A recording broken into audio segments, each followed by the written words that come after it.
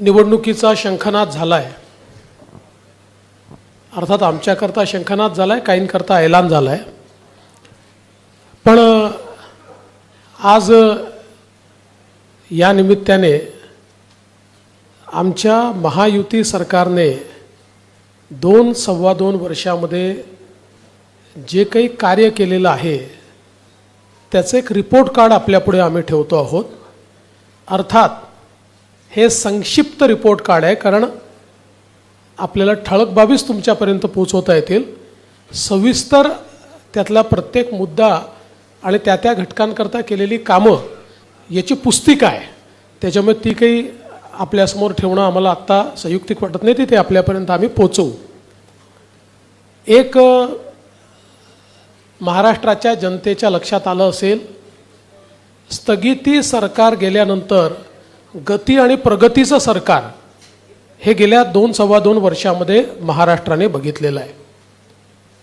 आणि ज्या वेगाने मुख्यमंत्री एकनाथरावजी शिंदे यांच्या नेतृत्वातील सरकारने या महाराष्ट्रामध्ये ट्रान्सफॉर्मेशनल, पूर्णपणे परिवर्तन करणाऱ्या अशा प्रकारच्या योजना आणल्या, या निश्चितपणे आमच्या कामाची गती आणि महाराष्ट्राची प्रगती या दोन्ही गोष्टी सांगणाऱ्या आहेत. खरं म्हणजे ज्याचा उल्लेख या ठिकाणी झाला की महाराष्ट्र हे पहिलं राज्य आहे की ज्या राज्याने शेती विजेकरता स्वतंत्र शेतकरी वीज कंपनी स्थापन केली.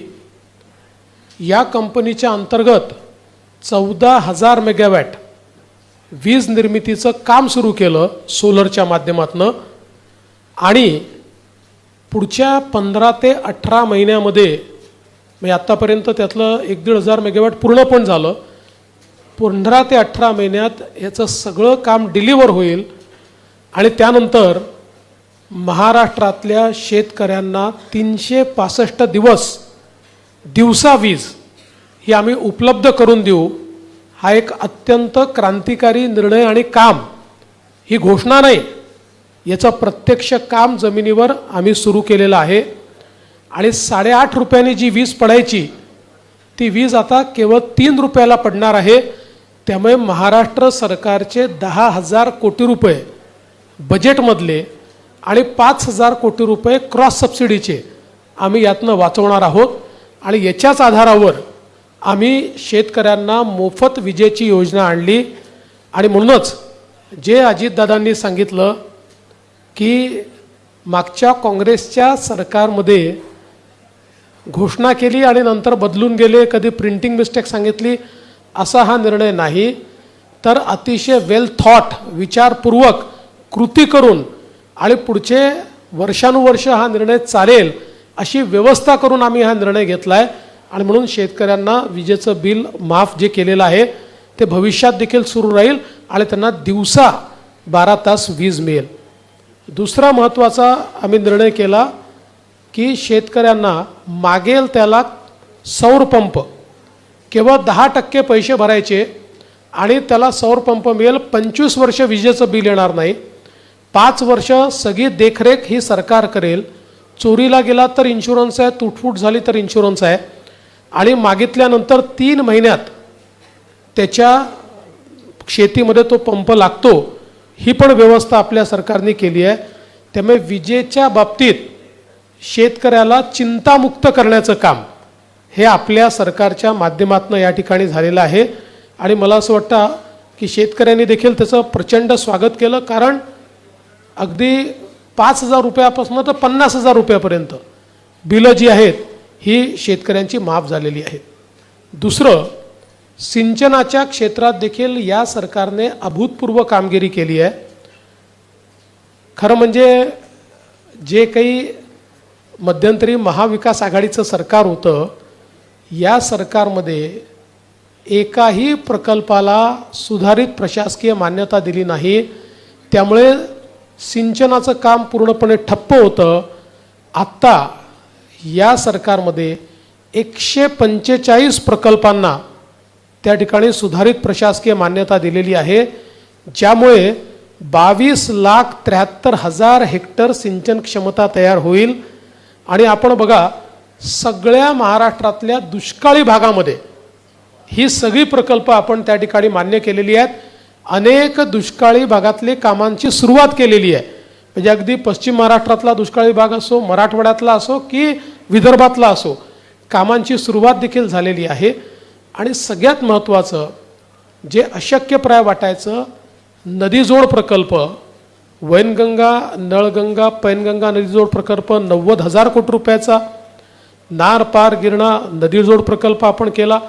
पश्चिमी वाहिन्यातनं वाहून जाणारं जे पाणी आहे 55 TMC, हे पाणी गोदावरीच्या खोऱ्यामध्ये आणून गोदावरीचं तुटीचं खोरं हे बॅलेन्स करून मराठवाड्याला कायमचं दुष्काळमुक्त करायचं आणि नाशिक आणि नगर जिल्ह्यातले जे काही वादाचे विषय आहेत ते पूर्ण संपवायचे. या दृष्टीनं त्याचीही कारवाई आपण पूर्ण केली, वैधानिक कारवाई पूर्ण केली. त्याच्याही संदर्भात सगळं त्याचं फर्स्ट स्टेजचं टेंडर आपण त्या ठिकाणी काढलेलं आहे. त्यामुळे यातली कुठली योजना ही केवळ कागदावर नाही, सगळ्या टेंडर स्टेजला टेंडर निघालं आहे, अनुसंधान चाललेलं आहे. अशा प्रकारे सिंचनाच्या क्षेत्रामध्ये प्रचंड मोठं काम हे आपल्या सरकारने या 2-2.5 वर्षामध्ये या ठिकाणी केलेलं आहे. वेगवेगळे जे घटक आहेत, मग आपले निराधार असतील, विधवा असतील, पोलीस पाटील असतील, ग्रामसेवक असतील, अंगणवाडी सेविका असतील, कोतवाल असतील, होमगार्ड असतील, आशाताई वर्कर असतील, एकही असा घटक नाही की ज्या घटकाला आपल्या सरकारने दिलासा दिला नाही. आता काल परवाच होमगार्डचे जे मानधन आहे ते दुप्पट आपल्या सरकारने केलं आणि या सगळ्या घटकांना भरघोस अशा प्रकारची वाढ देऊन त्यांच्याही जीवनामध्ये परिवर्तन करण्याचं काम केलं आहे. तसंच वेगवेगळे जे समाज आहेत, मग ते आता आगरी समाज असेल, कोळी समाज असेल, गवळी समाज असेल, मासेमारी करणारे असतील, यंत्रमाग असतील, कुंभार समाज असेल, चिंपी समाज असेल, लोहार समाज असेल, सोनार समाज असेल, आर्यवैश्य समाज असेल, तेली समाज असेल, वेगवेगळ्या समाजांचे त्या ठिकाणी आपण महामंडळं तयार करून आणि त्या माध्यमातून लक्षित घटक म्हणून त्यांच्याकडे आपल्याला कसं लक्ष देता येईल हा प्रयत्न केला. आणि त्याचवेळी आपण अण्णासाहेब पाटील आर्थिक विकास महामंडळाच्या माध्यमातून 1 लाखापेक्षा जास्त मराठा तरुणांना उद्योजक करण्याचं काम याच सरकारने या ठिकाणी केलेलं आहे.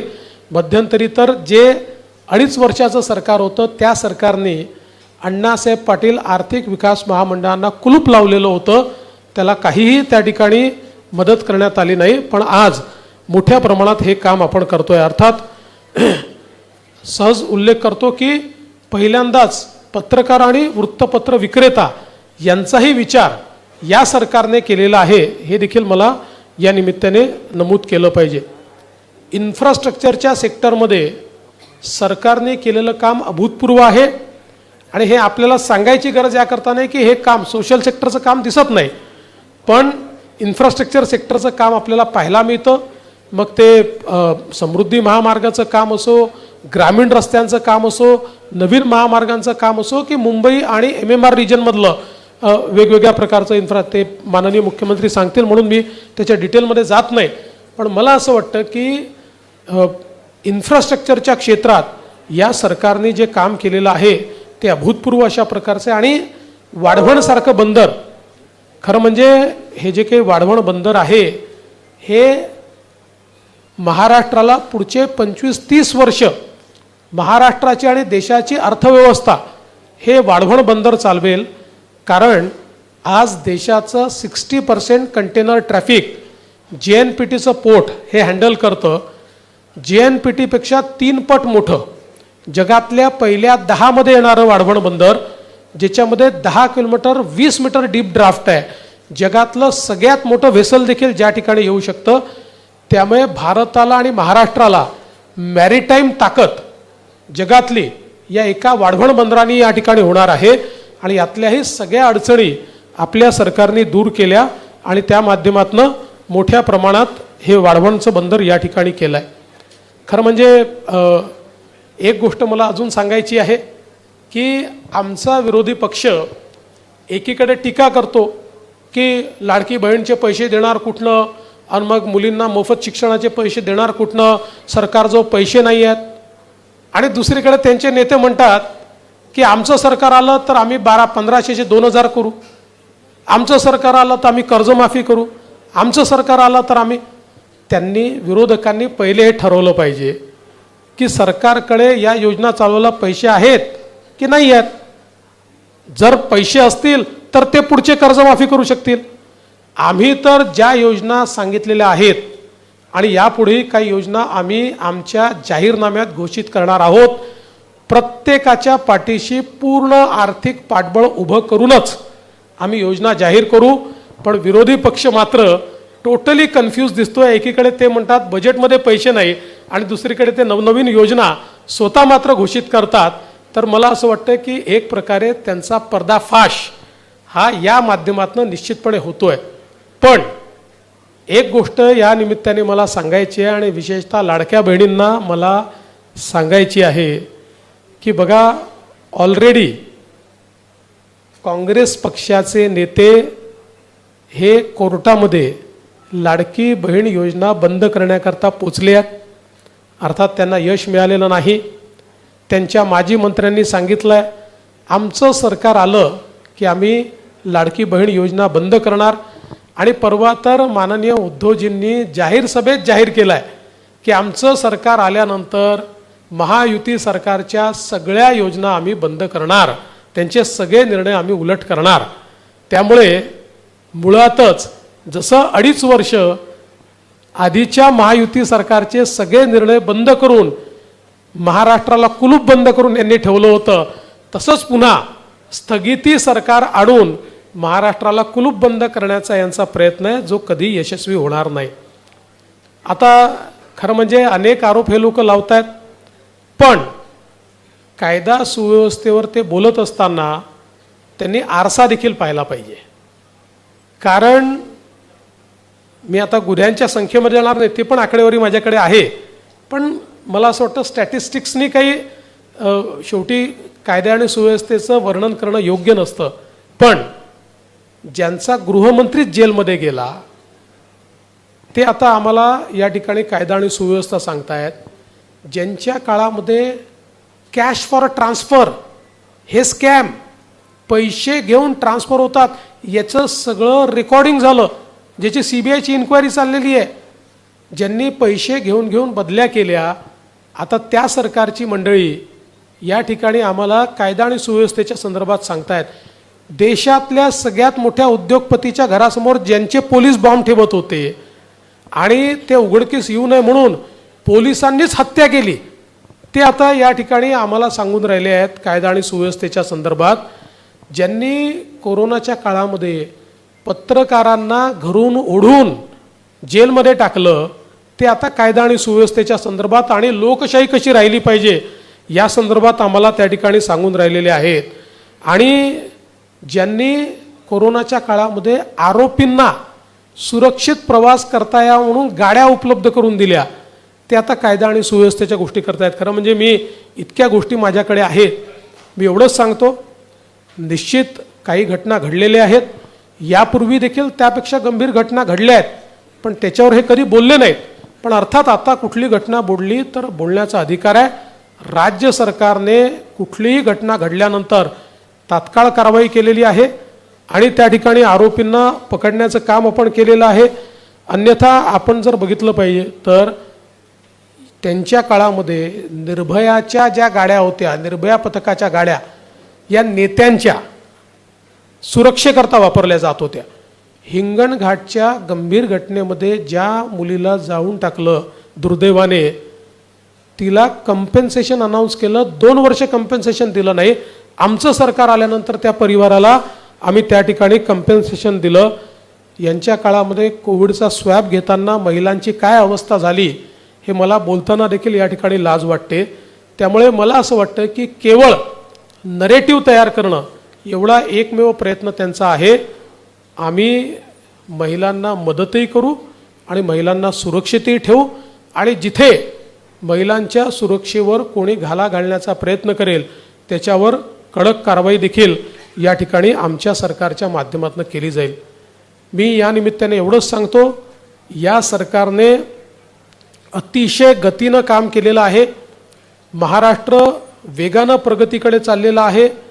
देशाच्या FDIच्या 52% पैसा FDI गुंतवणूक महाराष्ट्रात येते. आता मला सांगा की देशाच्या 52% गुंतवणूक महाराष्ट्रात येते आणि हे म्हणतात गुंतवणूक गुजरातला चालली आहे. खरं तर मला असं वाटतं की गुजरातचे खरे ॲम्बेसेडर जर कोणी असतील तर ते महाविकास आघाडीचे आहेत. कारण जे गुजरात महाराष्ट्र एक नंबरवर असताना यांना गुजरातच दिसतो. हे गुजरातचंच गुणगान करतात.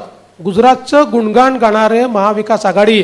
मी ज्या दिवशी आमचं सरकार आलं त्या दिवशी सांगितलं की एक नंबर तुमच्या काळात महाराष्ट्र मागे गेला, गुजरात पुढे गेला, आमचं सरकार येऊ द्या. आलं. आता आमचं सरकार आलंय, आम्ही एक नंबरवर जाणार. आम्ही एक नंबरवर गेलो. आम्ही गुजरातलाही मागे टाकलं, कर्नाटकलाही मागे टाकलं, तमिळनाडूलाही मागे. अरे यांचं एकत्रित बेरीज जी आहे त्याहीपेक्षा जास्त गुंतवणूक आम्ही महाराष्ट्रात आणून दाखवली. पण हे मात्र आपलं रोज गुजरातचं गुणगान म्हणजे जगाला हेच सांगतात.